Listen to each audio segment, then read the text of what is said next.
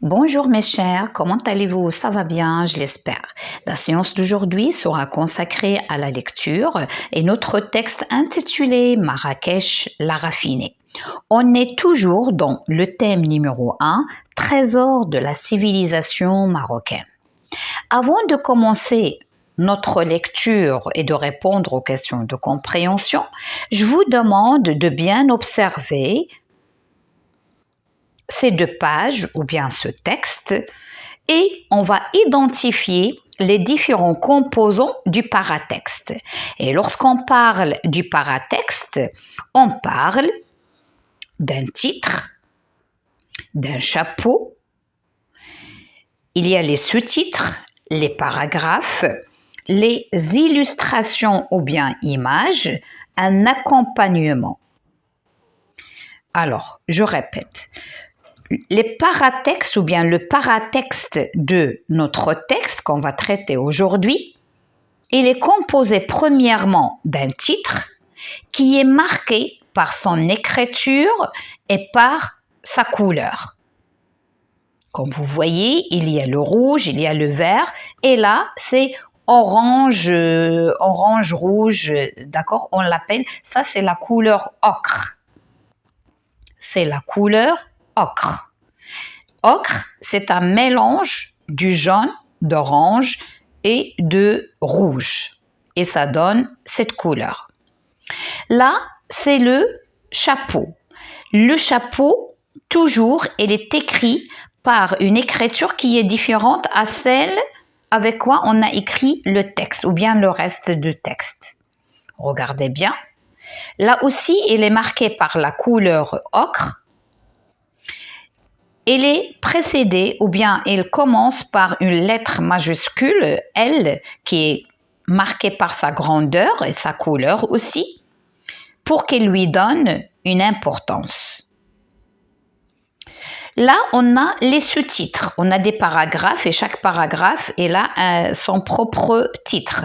Là, on ne dit pas le titre, mais on dit les sous-titres. Alors, on a la ville rouge, on a la décomania, paradis caché, au carré, fer à cheval.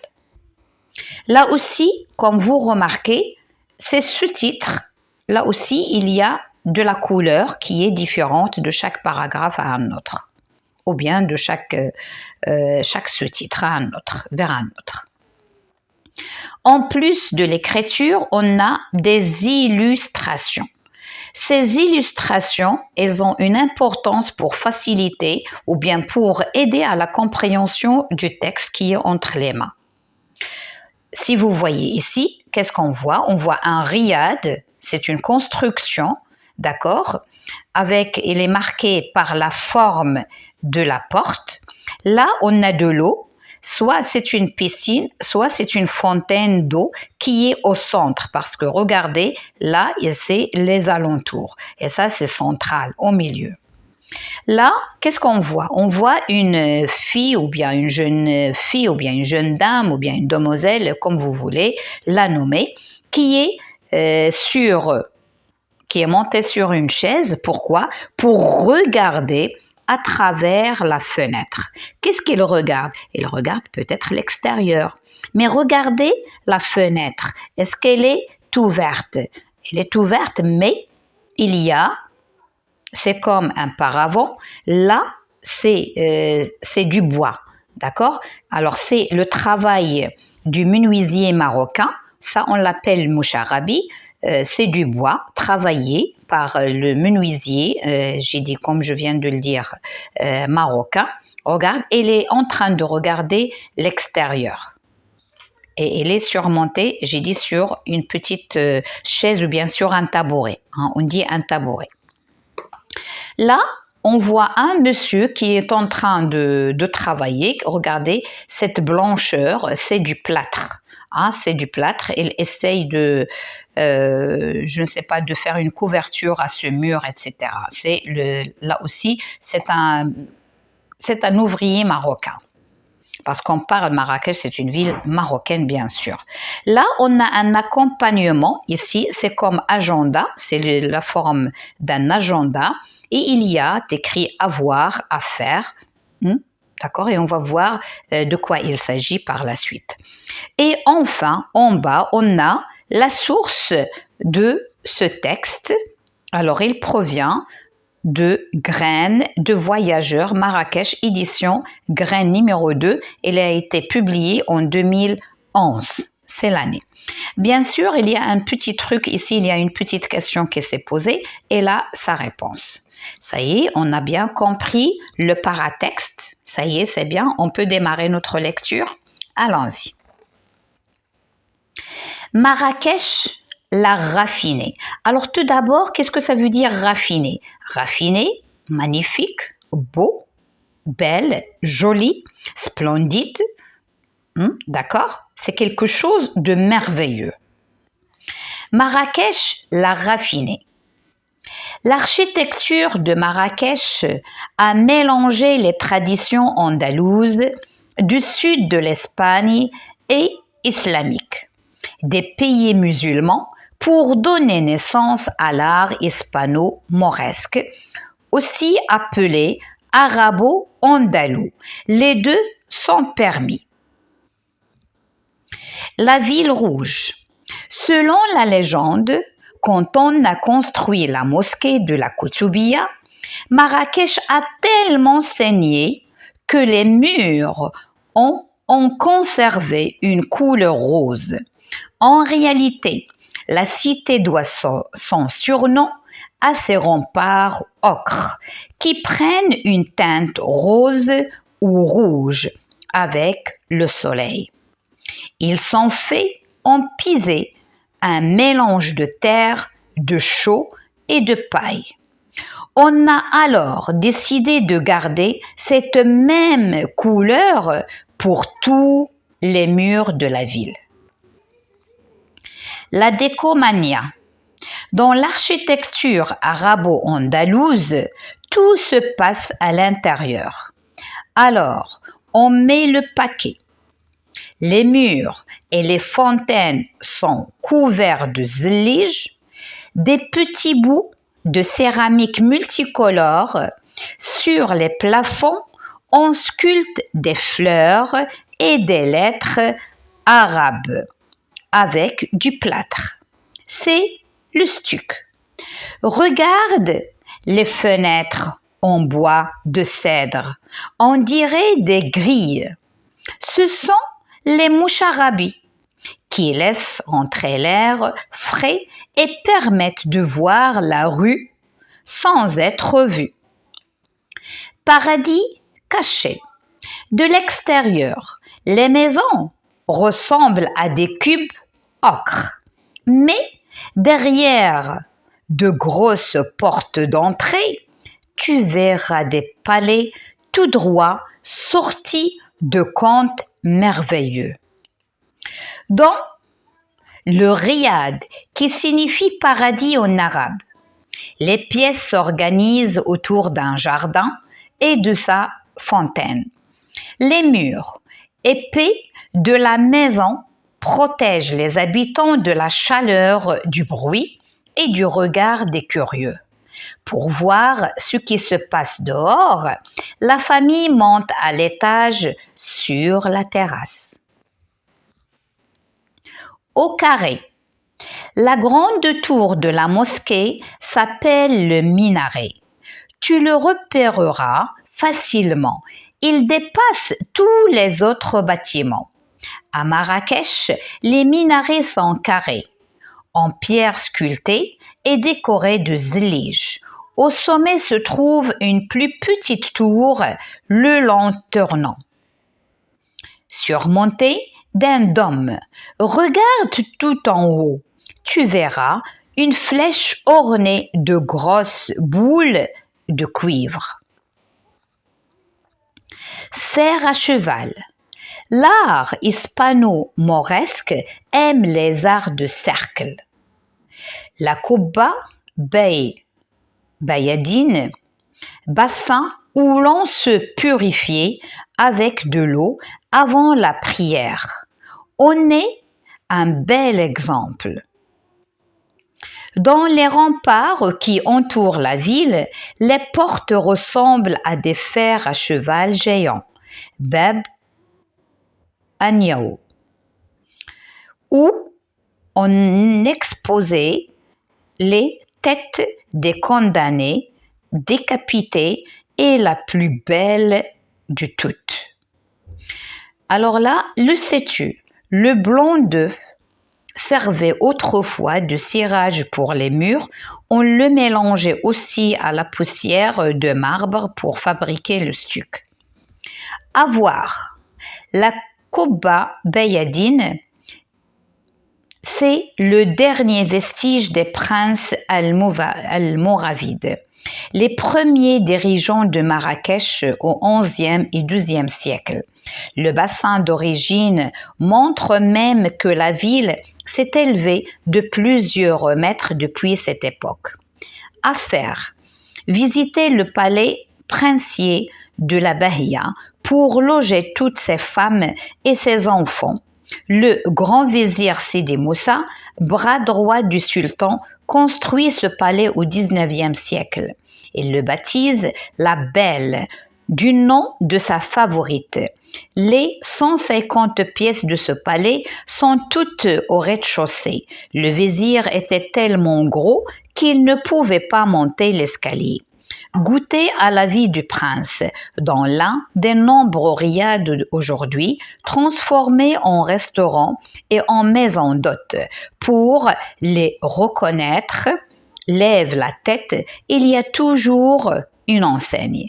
Alors ici, la source, j'ai dit, c'est Graines de voyageurs Marrakech, édition Graines numéro 2, publiée en 2011. Alors comme vous voyez, toutes ces structures, tous ces composants, c'est un guide de voyage. Alors, si on veut voyager vers un endroit qu'on n'a jamais visité, alors on prend un guide pour voir les lieux qu'on doit visiter, les repas qu'on va manger, c'est-à-dire la spécialité de chaque pays, la spécialité de chaque ville, la spécialité de chaque endroit qu'on veut rendre visite.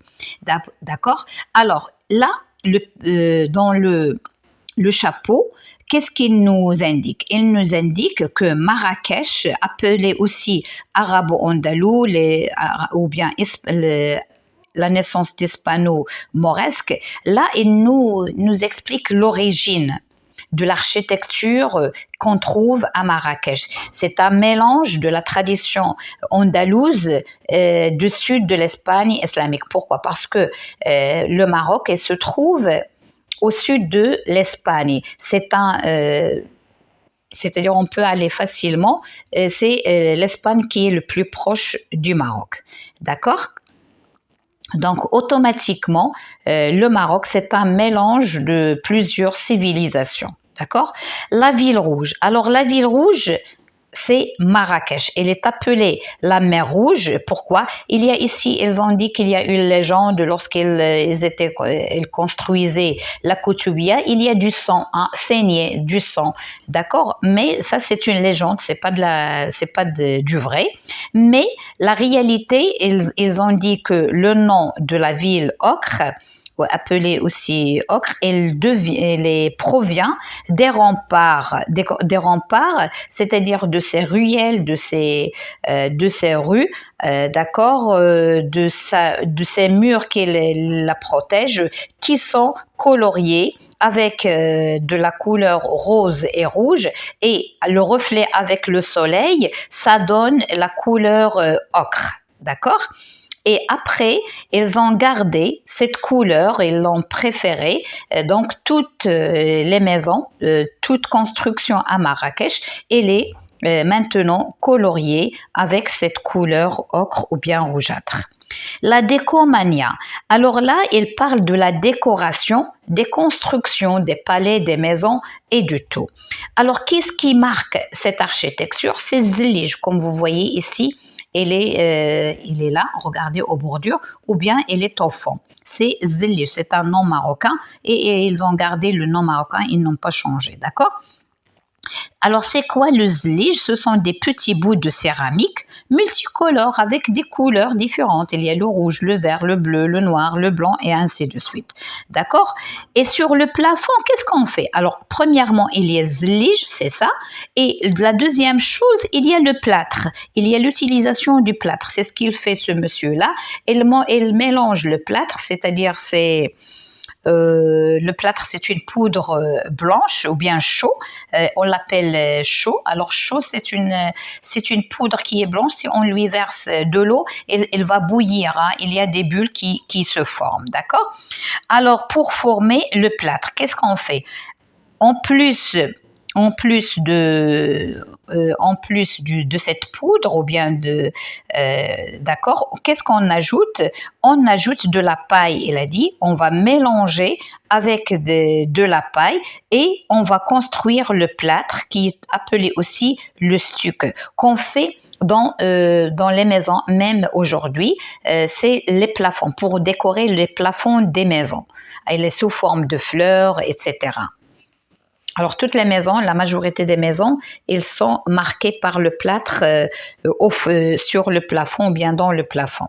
Alors, par la suite, alors regarde les fenêtres. Alors maintenant, ils ont commencé par le bas. Alors le sol, il est marqué par zlige. Le plafond, il est marqué par le stuc ou bien par le plâtre. Maintenant, les fenêtres. Alors les fenêtres, elles sont construites ou bien sont fabriquées par du bois, du cèdre. Le cèdre, c'est le plus solide. C'est la marque, comment dire, c'est le premier choix du bois, d'accord? Alors, on dirait des grilles, hein, c'est comme des grilles, d'accord? Alors ça, on l'appelle moucharabi. Alors là, il a plusieurs fonctions. La première des choses, c'est à l'abri des autres, les curieux, c'est-à-dire les voisins, pour ne pas voir qu'est-ce qui se passe à l'intérieur des maisons. En plus, ces trous ou bien ces grilles, elles laissent passer l'air, c'est-à-dire elle va rafraîchir la maison sans ouvrir toute la fenêtre, d'accord?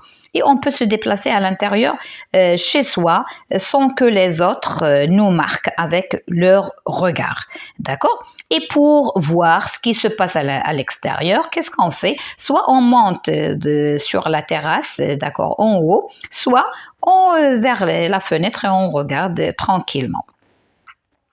Maintenant, on passe au troisième partie, paradis caché. Alors, lorsqu'on dit paradis, c'est un endroit qui est fabuleux, qui est magnifique, d'accord? Alors, caché, c'est-à-dire on ne voit pas ça de l'extérieur. De l'extérieur, qu'est-ce qu'on voit? On voit des cubes, on voit des maisons sous forme de carré, sous forme de rectangle, mais ça donne pas la réalité, ce qui se trouve à l'intérieur. Alors regardez, de l'extérieur, les maisons ressemblent à des cubes ocre, uniquement. Mais derrière de grosses portes d'entrée, tu verras. Alors, lorsqu'on entre, et tout d'abord, il y a de grandes portes en bois. Et lorsqu'on entre, qu'est-ce qu'on voit? Il y a des palais. Des palais. C'est merveilleux, c'est comme des contes. C'est comme des contes, des histoires merveilleuses, des contes merveilleux dans le riad, qui signifie paradis en arabe. Et les pièces s'organisent autour d'un jardin et de sa fontaine. Alors là, c'est le riad. Il est construit autour d'un jardin qui est au centre. On peut trouver des arbres au centre et de la fontaine, d'accord? La fontaine. Les murs épais de la maison qui protègent les habitants de la chaleur parce que Marrakech, il est marqué par sa chaleur et le bruit et du bruit et le regard des curieux. Donc, lorsqu'on construit des murs qui sont épais, ça ne laisse pas d'écouter, de faire pénétrer le bruit qui se trouve à l'extérieur, quels que soient les véhicules ou bien les gens qui passaient, etc. D'accord? Alors, ici, on veut nous regarder, j'ai dit, on monte à l'étage. Au carré. Alors là, au carré, c'est une forme géométrique. Alors, au carré, c'est la minaret. Et c'est quoi le minaret? Pardon, c'est quoi? Alors la mosquée, il y a à côté de la mosquée, il y a le minaret où monte l'imam pour dire Allah Akbar ou bien pour faire l'appel à la prière. La grande tour de la mosquée s'appelle le minaret. Tu le repéreras facilement, il dépasse tous les autres bâtiments à Marrakech. Les minarets sont carrés, en pierre sculptée et décorés de zlige. Au sommet se trouve une plus petite tour, le lanternant, surnommé d'un dôme, regarde tout en haut. Alors, je vais vous montrer de quoi il s'agit. Alors, regardez, ça c'est la mosquée. D'accord, c'est la mosquée. Et là, c'est le ça, c'est la mosquée, pardon, ça, c'est Riyad. Là, c'est la mosquée. Et là, c'est le minaret. Alors, elle est marquée par sa longueur, elle est marquée parce qu'on peut la voir facilement, parce qu'elle a une taille qui est plus grande, d'accord, elle est allongée. Et qu'est-ce qu'il y a ici? Il y a des 10 boules en cuivre, d'accord, qui sont disposées les unes sur les autres, et elle a une forme de carré. C'est pour cela qu'ils ont dit carré, d'accord? Alors, qu'est-ce qu'il y a? Si tu montes en haut, tu verras une flèche ornée de grosses boules en cuivre. C'est ce que je vous ai montré. Fer à cheval. L'art hispano-mauresque aime les arts de cercle. La Koba Bayadine, le bassin où l'on peut se purifier avec de l'eau avant la prière. Donc, on se rafraîchit avec de l'eau avant de faire la prière. On est un bel exemple dans les remparts qui entourent la ville. Les portes ressemblent à des fers à cheval géants, Bab Agneau, ou bien Agneau, je ne sais pas, où on exposait les têtes des condamnés décapités et la plus belle de toutes. Alors là, c'était ancien, lorsqu'il y a quelqu'un qui a fait quelque chose de mauvais, un voleur ou bien, ils le prennent et ils le suspendent, d'accord? Alors là, c'est un agenda, j'ai dit, pour marquer si tu es allé à Marrakech, qu'est-ce que tu dois voir et qu'est-ce que tu dois faire. D'accord? Alors là, il conseille les visiteurs ou bien les touristes d'aller voir la Koba pour voir bien son origine, et ils disent il datait du 11e et 12e siècle. Là, qu'est-ce que tu dois faire si tu es allé à Marrakech? Donc, la principale chose, tu dois visiter le palais, d'accord, du Bahia. Le palais, c'est la plus grande construction. Elle est marquée par les 150 pièces qui se trouvent dans ce palais. Alors, il a dit que le bras droit du sultan, c'est lui qui a construit ce bâtiment.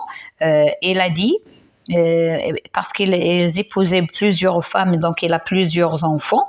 Alors, le premier étage, il y a les chambres, les 150 pièces, et au rez-de-chaussée, il réside au rez-de-chaussée. Pourquoi? Parce qu'il est devenu gros, hein, il ne peut pas monter les escaliers. Donc ça, c'est une légende uniquement. Là, goûter à la vie de prince. Alors là, on parle de la gastronomie marocaine. Alors, si tu es allé à Marrakech, tu dois manger, tu dois goûter les plats du prince, c'est-à-dire les princes avant, qu'est-ce qu'ils mangeaient. Alors, maintenant, on va passer directement au cahier d'activité à la page 24. Alors, complète à l'aide du texte des pages 30-31 de ton manuel. Surnom donné à la ville de Marrakech. Donc, on l'appelait la ville rouge ou bien la ville ocre. Alors, les deux, la ville rouge ou bien la ville ocre. Autre nom donné à l'art hispano-mauresque, c'est arabo-andalouse. Morceaux de céramique multicolores qui ornent les palais ou les fontaines, ce sont les éliges. Alors, je viens d'expliquer tout ça. Signification du Mouriad, c'est paradis. Grande tour d'une mosquée, c'est le minaret qui se trouve en haut. Elle est longue, elle a une grandeur et sous forme de carré. Fenêtres en bois de cèdre qui ressemblent à des grilles et qui permettent de voir sans être vu, c'est moucharabi. Fortifications qui entourent les villes anciennes, ce sont des remparts. Enrichir son vocabulaire. Alors, écris la définition des mots suivants et emploie-les dans une phrase. Alors, le stuc. Le stuc, soit vous allez chercher dans un dictionnaire ou bien dans un internet, mais il y a la réponse ici. Il y a la réponse ici. Regardez. Alors, sur les plafonds, on sculpte des fleurs et des lettres arabo avec du plâtre. Hein, c'est le stuc. Alors, j'ai écrit. Alors, c'est un enduit teinté, le stuc, c'est un enduit teinté dont la masse à base de chaux, j'ai dit c'est la poudre blanche qui fait des bulles si on la mélange avec de l'eau, utilisée en recouvrement des plafonds. On les met au plafond des maisons. Alors, une phrase, vous pouvez écrire ce que vous voulez. Un exemple, à titre d'exemple, au Maroc, les plafonds des salons et des entrées des maisons. Et les entrées des maisons. Alors, les entrées des maisons sont sculptées de fleurs. Il y a des fleurs, il y a des formes géométriques avec le stuc. Ça y est, donc c'est ça le stuc. Alors, la cité. La cité, c'est quoi la cité? La cité, c'est une agglomération qui a la même forme, Alors, je vais vous montrer. Alors là, qu'est-ce qu'il a dit? Les maisons et tout ça, ils prennent une même forme, ils ont gardé la même couleur. Alors, donc, c'est quoi la cité? Un ensemble de matières différentes d'origine qui forment une union ou agglomération homogène. Et ça donne la même forme, la même structure. C'est pas la même forme, la même... Oh là là, les mots, ça m'échappe. La même vision. Donc, si on regarde, c'est comme on voit la même chose. Mais en réalité, non. Mais en réalité, c'est pas la même chose. Hein. Il y a des maisons sous forme carré, cube, rectangulaire. Il y a des petites, des grandes. Mais lorsqu'on regarde de loin, c'est la même couleur, c'est la même forme. Donc, ça y est, vous avez bien compris. Alors, exemple de phrase, Marrakech est une magnifique cité avec ses monuments. Alors, dans la page 25, lis l'activité d'écriture, question numéro 16, page 32 de ton manuel et recopie ta lettre. Alors, on va voir la question. Je vais uniquement vous parler qu'est-ce que vous devez faire parce que je ne peux pas répondre à tout. Il y a des choses personnelles. Alors là, tu écris à ton correspondant français pour l'inciter à venir découvrir Marrakech, qu'il ne connaît pas. Décris-lui la beauté de la ville, de ses palais. Alors, tu vas inviter un ami français qui n'a jamais vu Marrakech. Tu vas l'inviter à Marrakech et tu vas lui parler de Marrakech, de sa splendeur, de sa richesse culturelle et architecturale, etc. et sa restauration. Donc, tu vas lui écrire une lettre. Et pour rédiger une lettre, la lettre, elle a une structure, elle a une forme. La lettre, il y a deux types de lettres. Ça, je l'ai fait l'année dernière dans l'expression écrite. Vous pouvez chercher dans l'expression écrite, vous allez trouver la lettre. Alors, il y a deux types de lettres. Il y a la lettre principale, la lettre personnelle.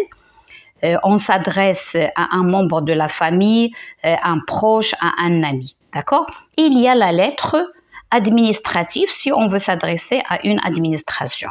Il y a une différence entre ces deux lettres. Pour la lettre administrative, là, on va utiliser le langage soutenu avec une forme. On écrit le nom du destinataire, il y a de l'expéditeur, l'objet de la lettre, pourquoi on écrit cette lettre, la formule de politesse, la formule d'entrée, le corps, la signature. Ça, ce n'est pas notre sujet maintenant. Mais lorsqu'on va s'adresser à un ami qui habite en France, c'est-à-dire on va lui écrire, rédiger une lettre qui est personnelle. La lettre personnelle, là, c'est l'adresse de l'expéditeur, c'est-à-dire celui qui a écrit la lettre. L'expéditeur, celui qui a écrit la lettre. Ici, le nom de destinataire, à qui on s'adresse. Et ça, les deux, pour moi, ici, ce ne sont pas de vrais endroits. Normalement, écrit, là, on commence d'ici, la date et le lieu de l'expéditeur. Par exemple, tu es à Fès, alors tu écris Fès, la date du jour quand tu écris et l'année bien sûr, d'accord? Alors par la suite, il y a la formule d'ouverture. La formule d'ouverture ou bien d'entrée, appelée aussi d'entrée, bonjour, salut, c'est ça la formule d'entrée. On se salue. Là, c'est le corps de la lettre. Donc, ici, tu vas lui proposer de venir visiter Marrakech et tu vas lui dire pourquoi. Il y a des choses à voir, il y a des choses à manger, il y a des choses à ne pas rater. Donc, tu vas parler de la richesse de Marrakech. Alors, avec tes propres phrases, tu vas rédige des phrases qui sont très simples et tu vas les relier par des connecteurs, puis après, etc. Ici, il y a la formule de politesse ou bien appelée aussi formule de fermeture, c'est-à-dire lorsque tu vas terminer ta lettre, tu vas dire à bientôt, à la séance prochaine, je t'attends, je t'embrasse, bisous, j'attends ta réponse. Alors là, c'est la formule, tu lui dis, ça y est, j'ai terminé ma lettre. Et là, bien sûr, c'est la dernière des choses, c'est la signature de qui? La signature de l'expéditeur, c'est-à-dire celui qui a écrit cette lettre. Donc, tu vas écrire ton nom et tu vas mettre ta signature. Alors, mes chers, je viens de terminer cette séance. À la prochaine, Inch'Allah.